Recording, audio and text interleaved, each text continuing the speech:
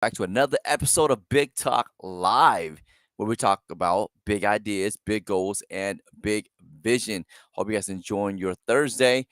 We jumping on live today. We're gonna be talking about 20 different victim mentality quotes or sayings that people say that keeps them broke. And we're gonna talk about some affirmations that you should be practicing on a daily basis. And if we have some free time, maybe we might react to some funny ass memes that I found on the internet. So jump on in. I'll see you guys soon.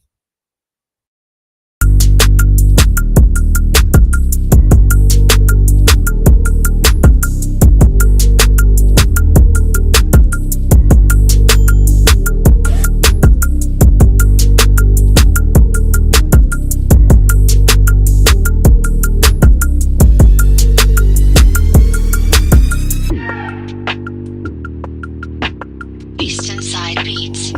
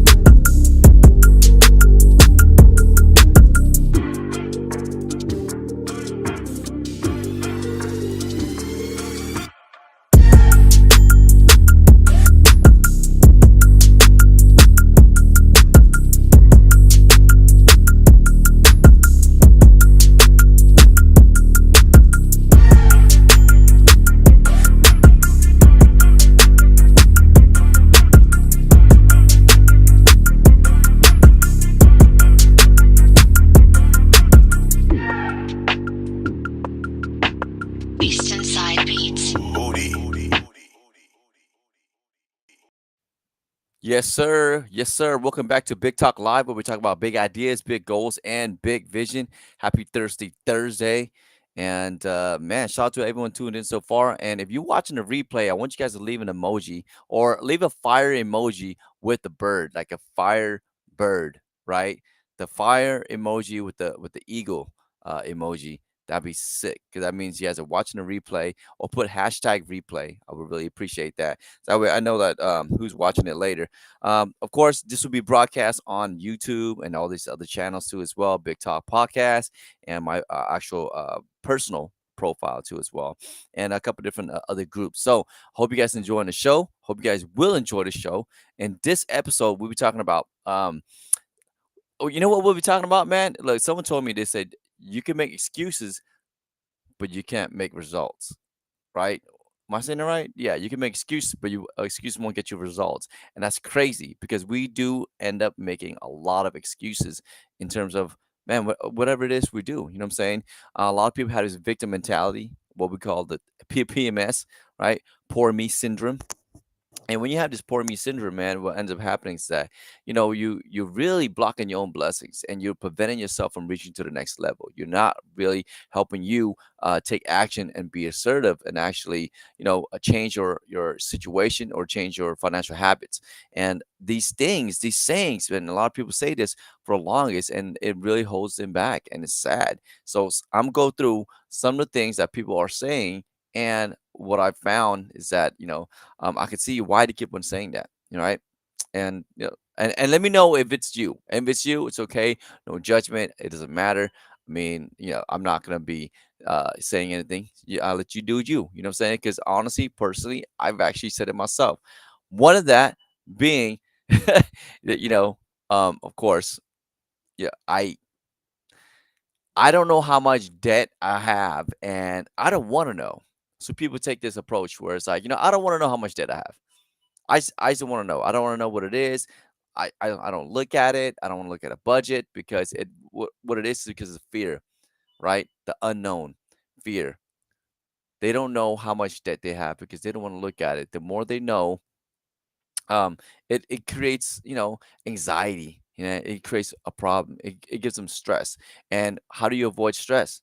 Right? You procrastinate. You make excuses. You go doing something else. So that's exactly the reason why people don't want to know how much debt they have. But if you do like a financial overview and kind of like what's where I'm looking about like a budget, right? And then they realize and break it all down, and if a It's not a financial overview. Come on, I know you guys know this. Inventory. Thank you so much. Someone said inventory. So if you do like a financial inventory, right, and realize what's your income, your expenses, how much debt, your wants and needs, and things like that, you realize, dang, that financial inventory really helped me out a lot. And it spells everything out, it maps everything out, and now you know exactly what you need to do to kind of bring down that debt. And as I've talked about this in a few other episodes, how to bring down debt. So people don't want to know how much debt they have, and they don't want to know. Another excuse is that, hey, other people have debt, at least I can afford my monthly payments or the monthly payments. It's good to have debt. Some debt are good, some debt are bad. It depends on what are you using your debt for. So I know business owners, they take on debt. It's crazy, guys. They come to this country with no debt, right? And then they take a loan. They're able to get credit. They take a loan, get credit, and actually use that bad debt to buy something, buy assets, invest into a business, invest into themselves, and then they grow a business, and then they pay off their debt. And that's the goal, right? So there's good debt and there's bad debt. The most powerful thing to use is called leverage. Other people's money. When you leverage other people's money to grow your assets, man, that's how you continue to build wealth. You're growing the game. So if you can afford your payments, that's good. That's cool. But those are just excuses. And also another excuse I've actually seen is financing a car is actually it's normal, right? As long as I can afford the monthly payments. Yes, it is true. Financing a car, what? We normalized it, right? When I was growing up, and when I was growing, I'm still growing up. You know what I'm saying? What my parents taught me is that they don't want me to go into debt. They want me to cash everything out. You cash everything out. You save it up, then you cash it out, and that was the goal. You save up your money, whatever it is your goal is, cash it out. That way you don't have to have debt. So I never actually really financed a car until in my late 30s. And then I finally went and financed a car because financing a car, I didn't want to pay interest. I hated paying interest because I know someone else is eating off of my money. Someone else is making money off of me. And if you look at the interest, you actually you pay double the price what you take the loan for. You know what I'm saying? So it's like let's say you loan $6,000. By the time you pay it all off in 3 to 5 years, you're like, Dad, I doubled it. I paid the bank $12,000, and the loan was only six. So that's what that I mean, yes, financing a car is normal, but we don't have to normalize it, right? Another excuse people say, the victim mentality, is I'm staying financially afloat, so I don't need to learn about money. I'm doing good enough. All right, that's cool. If you're financially afloat, you don't need to learn about money. See, this is the money game. We're all trying to win the game, right? If you don't learn the money game at an early age, then what end up happening is that you're gonna lose. If you don't know, look, if you don't know that the game is being played, come on, you're gonna lose. All right. And another excuse, credit card interest, it's not hurting me financially. It's just a small fee. And that's an excuse. We look at it as like, oh, yeah, it's a small fee, credit card interest, put it on a credit. And let's go back to doing the good debt versus bad debt, right? It adds up. These little interest, it adds up over time, and it accrues and accrues. Do I have credit cards? Yes, absolutely. Do I like paying interest?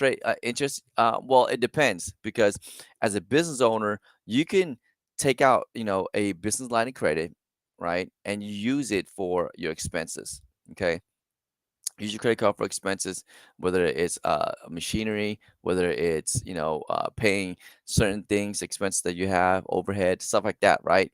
um, and you use it for your daily the expenses, right? And like gas and things like that, hotel, travel, lodge, whatever. But you want to earn cash back. You want to earn something back. You want to earn cash back. You want to earn incentives. That's why people use credit cards to finance their expenses, because they get something back in return. Okay. Oh my gosh, one of my biggest pet peeve that I always hear is this: I don't have enough money to invest. Why do people think that they have to be a millionaire in order to invest? How do you become a millionaire? Well, you start investing early. I always tell my friends, my kids, I say, look, you don't have to have a lot of money to invest. You start small. Even if you're investing $1, right? For every dollar you put in, you get, let's say, for every dollar you put in, you double it back. Let's say you quadruple it. Every dollar you put in, you get $4 back. So even if you invest a dollar, even if it's 50 cents, even if it's like, if you can do more, then do more. That's great. You don't have to start with a large amount just to, invest and start investing. Or they say this, oh, well, you know what? It's already too late. It's already too late. I don't want to learn about investing. It's too late. I know people who are becoming like, starting to invest in at an age of 50, 55. They're finally starting to invest for their retirement. That ain't that crazy?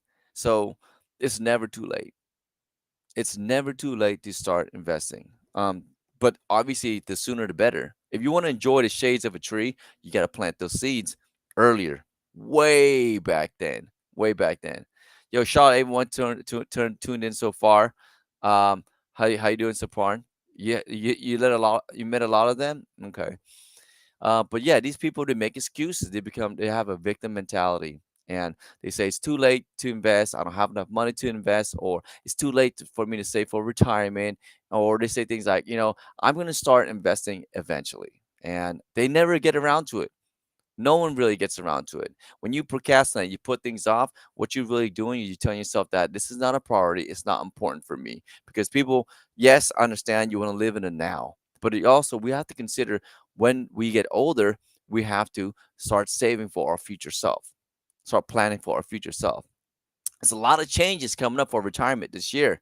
Okay, they raise your retirement age, your required minimum distribution age. They also they mandating employers to implement a savers program called Cal Savers. Right? If you're an employer, you got to have some type of retirement program saved available for your employees. If not, you will get fined. And if by default you don't have it in the program, they implement something called the Cal Savers program. And if you and which sucks. The Cal Savers program it's not the best options, right, for saving for retirement. It's just a Roth program. You contribute after tax dollars, and you can't access it until later, right? Yes, it is tax free, but you're limited with the options, and you're gonna have a company that's gonna manage your funds, manage your portfolio for you, but you're limited with options. You can't invest in gold, you can't invest in silver, you can't invest into crypto, nothing like that, or even real estate. You're just stuck with whatever options they give you, and that's that. You're stuck in a box.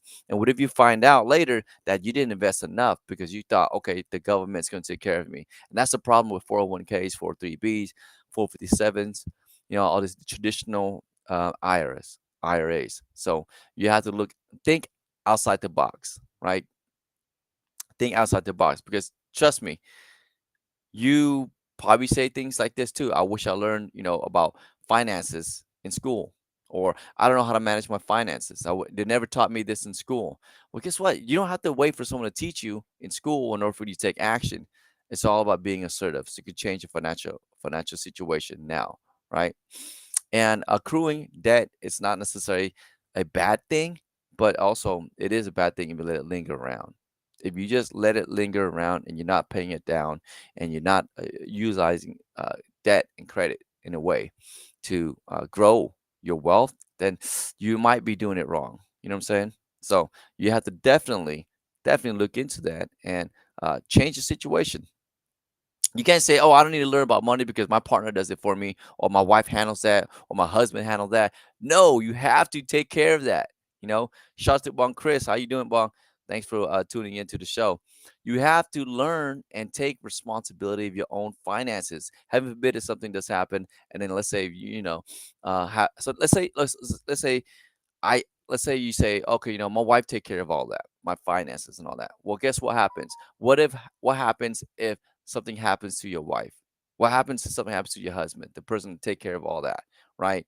How do you figure stuff out? Setting up a will and trust, taking over the finance. It gets ugly, you guys. Super ugly. So it is your responsibility to kind of like, not rely on your partner, your spouse, financially. You have to be a proactive thinker and take action, be financially literate, so you won't be a financial slave, so you can achieve financial freedom. You know what I'm saying? Or people, you know what? Another excuse that I hear people say is, "Oh, I'm not financially savvy. I'm not. I'm just not a financial guy. I'm not a numbers guy. I'm a creative. Oh, or not a numbers girl. I'm not financially savvy." Yes, you are. You are. You are. You are financially savvy. How so? Why I say? Look, because we all have to live, and if you're gonna live in this world, you're gonna have to deal with money. And if you're gonna deal with money, you better learn how money works. And you don't have to be savvy, you just have to know how money works. You know, how to keep more of what you earn, how to grow what you keep, right?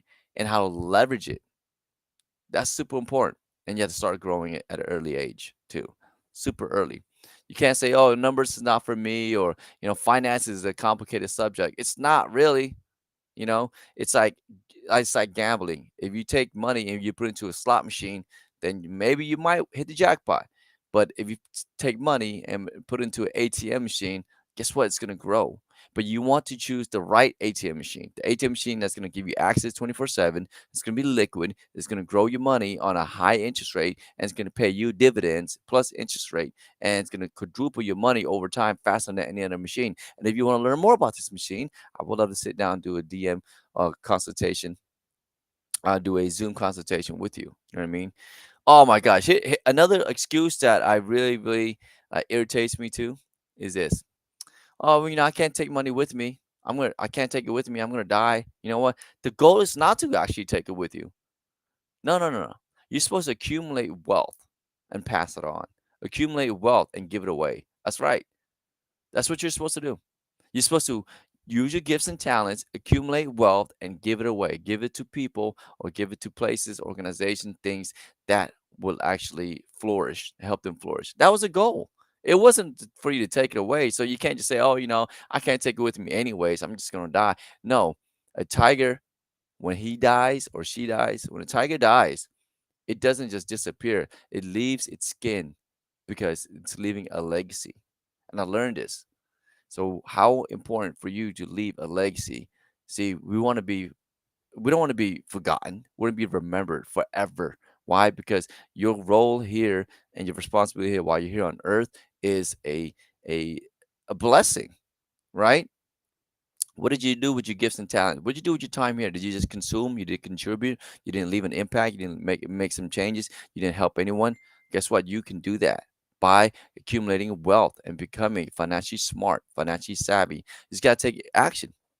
See, financial education and taking intelligent action is a healthy, financial behavior. You have to do that. So every habit can be broken or it can be transformed into a new habit. So you just have to develop the habit of making better financial decisions and actually develop a habit of being prudent about your money. Being prudent about your money. Do everyone can everyone can at least invest $1. And if you get really creative, I guarantee you can find more than $1 to invest into an account. Trust me.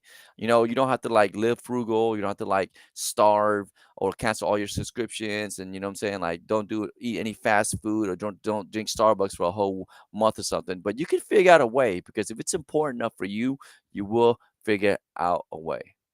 Because at the end of the day, guys, we all have choices, right? You can be financially literate or you can take action and immediate action. Big thinkers, big players, they take immediate action. When they see an opportunity, they jump on it, they make it happen. It's your choice. You just got to make it happen. You know what I'm saying? Even if it's a small little piece of action, just continue doing it and reading as much financial books and being surround yourself with people who are financially savvy, who are actually have the mindset of growth and abundance mindset bigger than yours. And was that was one thing about I really take pride in at a young age. I was smart enough to play stupid and play dumb, to walk into a room and just be the dumbest guy in the room so I can just absorb and soak up game from everyone. Am I there yet? Absolutely not. No, I'm not a multimillionaire. No, I'm not rich. I'm not anywhere there. But I know surround myself with people who are. And I go in there and I listen. And that's what a lot of us don't do. We don't go in there and listen. I hope you guys enjoying the show so far. Leave some fire emojis. Shout out to Bong Chris and Bong Saporn for jumping on here. Of course, you guys, hey, this is not for everyone. Big Talk Live is not for everyone. We talk about personal development. We talk about finance. Talk about faith. Talk about fitness. We talk about food. We talk about fun. We talk about the future. You know what I'm saying? We talk about things that most people might say, "Ah, man, that's garbage." Speaking of things that we want to talk about, I want to talk about this. Talk about the off switch, right? There's a reason why, you know, there's an off switch for everything. You guys ever had an experience where, you get like this happened to me. I had this my camera. For some reason it was like a glitch and I couldn't freaking turn it off. I was clicking the on and off button, it wouldn't turn off. And I'm switching pressing all kinds of different buttons on my camera. It just wouldn't shut off. The only way for me to shut it off is to just manually open up the battery cover, take the battery out, and then take the battery out for it to shut down. Has that ever happened to you? Where you trying to figure out where the on and off switch button happened to me? Of course, when my son was younger, he's playing with his toy, and this toy always make noises, and it just goes off randomly with his sirens and the little. It's so annoying, and if you don't find a way to actually, even if you turn it off, right, it still won't turn off. And then I'm looking at this toy. I'm like, how do I turn it off? This freaking noise. It's keep on making noise. So, and it's a screwdriver to the battery. So I have to go find a screwdriver, and I'm digging through the my little toolbox drawer, and I'm like looking around, find a freaking Phillips screwdriver over here, twisting it, open, take out the battery just to turn it off. We gotta have an off switch in life and everything, right? There's a reason why we have we need to develop a rhythm of rest and work. You can't work all 24/7. I know people take pride in that. They say, hey, you know what? I'm gonna work 24/7. Keep working, work 24/7. Thing is that when you work 24/7, you create burnout.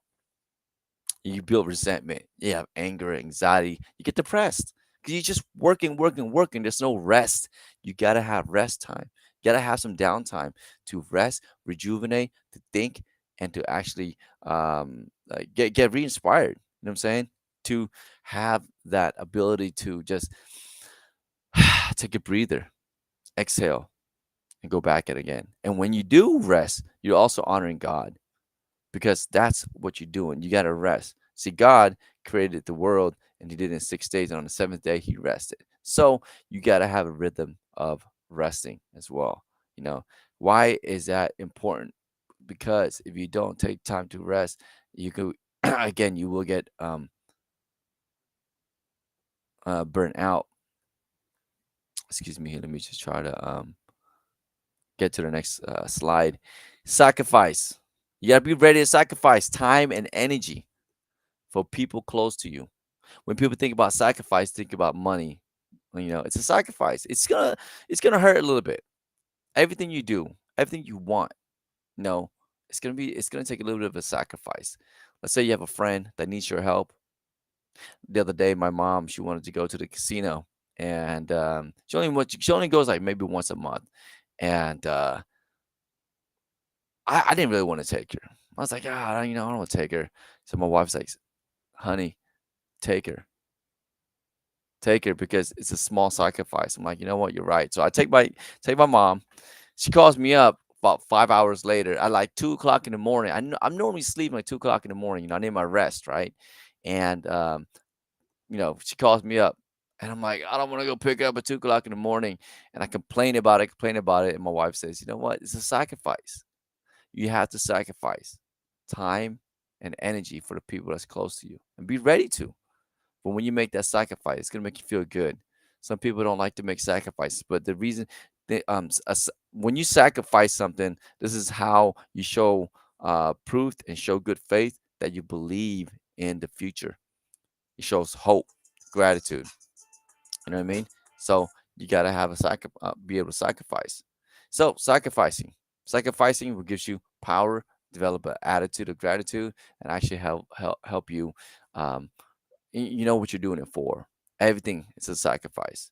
And that's how you build discipline and leadership. You're gonna have to sacrifice a little bit to get what you want, and that's how you're gonna get it. You know what I mean? Hard work. Yo, why do people always complain about, man, I gotta go to work, I gotta do this, I gotta do that? Look. Hard work, dedication. That's the two. That's one something I always say. Hard work, dedication, like Mayweather. Hard work, dedication. See, people when they think hard work, they run away from it. They want to achieve success in different way, financially, physically, and spiritually, but they don't want to put in work. They don't want to make the sacrifice. Hard work is what it takes. Hard work builds discipline. Hard work will get you there. And that's what it is. You know what I'm saying? Nothing comes easy. I don't care what you do. Even if it's like your passion that you turn into a profit, you still have to put in some hard work. I ask a lot of people, if you love what you do, it doesn't, feel like work, right? They look at me like, come on, this is still work. And it's hard work. It's hard work. Manny Pacquiao loves fighting. Mayweather loves to box. But you still put in work. It's hard work for you to get there. You know what I'm saying? Elon Musk, you think it's easy? No, it's hard work. Every person, you know, that has achieved tremendous amount of success in their life is because all the sacrifice and hard work they put in. And it's important for you to do that. So you guys, I want to encourage you, take pride. You don't got to go to work. You get to go to work. And you better be happy that you got a job or you have a job that you're working on because guess what? AI is coming and it's replacing a lot of people. 300 million jobs is going to be replaced. And if you don't take advantage, and we honestly, I feel like AI is like a gift and a curse. It's making people lazy. Okay. It's also replacing people's jobs, and it's going to make people feel like they don't have any type of purpose. They don't have any type of ability to contribute. See, we are creatures and we're also creators. If we're not creating something, then what are we doing? And if you allow AI and robots to take over and creating everything for us, then we're really, man, we're setting us up, the humanity, like we're setting ourselves up. It's gonna be messed up, and it's also gonna hurt the government too. Because if there's no one working, how are they gonna get taxes, income tax? How are they gonna distribute wealth and make changes in the world if AI and robots are replacing all of our jobs and no one's working? Now we're gonna be dependent on universal basic income. It's crazy, you guys. I can go on and on about this, but on to the next segment. It is at 27 minutes so far. We are discussing hard work, dedication.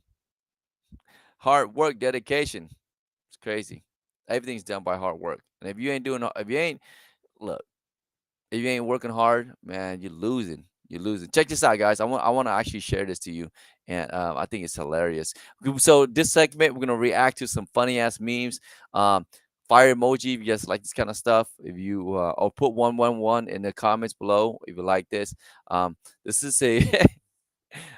I know I'm not supposed to be mindlessly be scrolling through like social media and stuff like that, but you know what, man? In order to not get burnout, it's okay to look at some stuff. So let's look at react to these memes, and man, it's some funny stuff here, guys.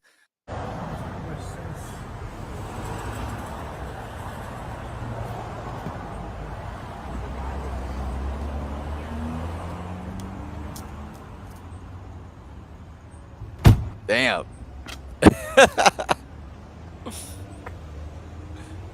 Ben is not tripping. He knows someone's filming him. Yeah. He's hilarious, dude.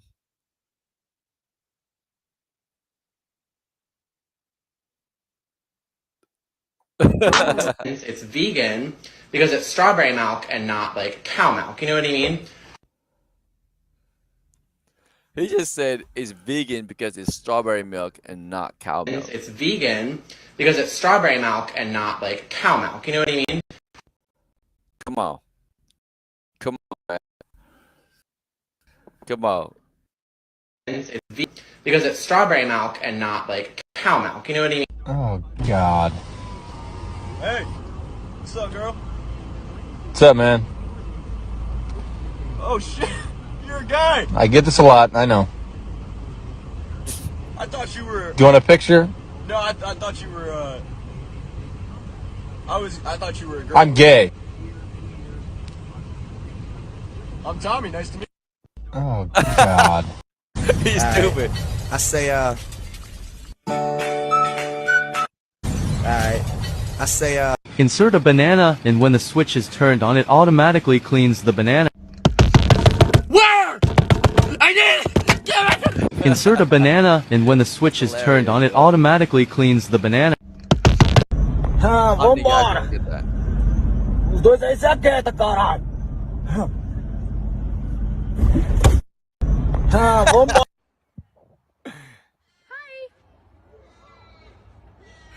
Hey, yo, that monkey got game.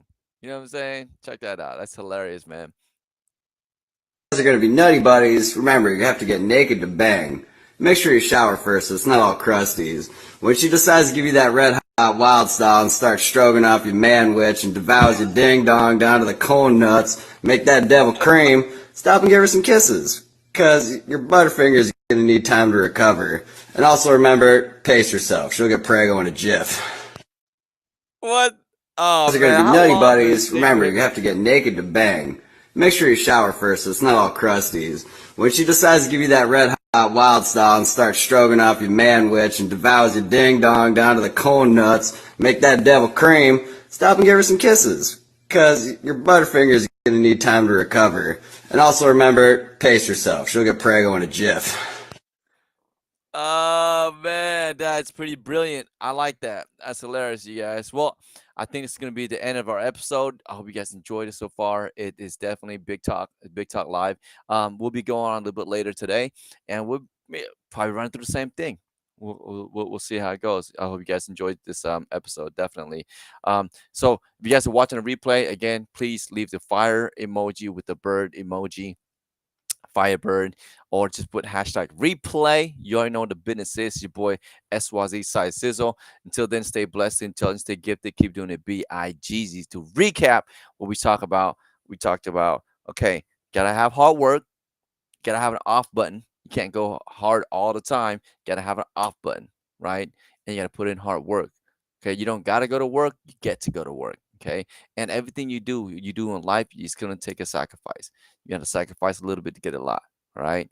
And also, let's stop making these excuses as a victim mentality, talking about all these things that you're not financially savvy. You don't know numbers, you don't know what your debt is, and blah, blah, blah. Good debt. Look, all of us can do something. It takes small little actions to change your financial situation and start building better habits. Even if starts investing small, investing $1, whatever it is, you can do it. If it's important enough for you, you will find a way. And again, you guys, like I always say, stay blessed, intelligent, gifted. Keep doing it. BIGZ. I'm see you guys a little bit later. And we might just jump on in. So here's the outro. Yay.